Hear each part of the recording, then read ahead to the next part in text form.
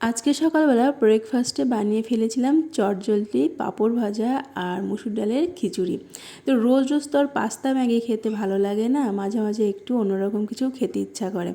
তো আজকে ভাবলাম খিচুড়িটাই বানানো যাক। আর ওয়েদার যা 15-20 দিন ধরে তো এক নাগারে বৃষ্টি হয়ে যাচ্ছে, কতই বা আর খিচুড়ি খাওয়া যায়।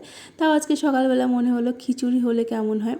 তো পাঁপড়টা আগে ভেজে নিলাম আর ওই তেলেই আমি খিচুড়িটা রান্না করে ফেলবো। তো ফোড়ন দিয়ে দিলাম শুকনো লঙ্কা, তেজপাতা, কালো জিরে, রসুন, এগুলো ফোড়ন দিয়ে সঙ্গে সঙ্গে আমি পেঁয়াজটাও নেড়েচেড়ে ভেজে নেব। এটা যেহেতু আমি ব্রেকফাস্টের জন্য বানাচ্ছি, একদম হালকা করে বানাচ্ছি। সকাল সকাল কিন্তু এই পাতলা মসুর ডালের খিচুড়ি খেতে খুবই ভালো লাগে। পরপর দুদিন নিরামিষ গেল, সোম মঙ্গল, তাই ভাবলাম কি আজকে সকালবেলায় এই খিচুড়িটাই বানানো যায়। সত্যি কথা বলতে এই ধরনের ব্রেকফাস্ট আমার একটু বেশিই পছন্দ। তো হয়ে গেল আমার খিচুড়ি, জল দিয়ে দিয়েছি, এবার নেড়েচেড়ে ঢাকা দিয়ে দেবো।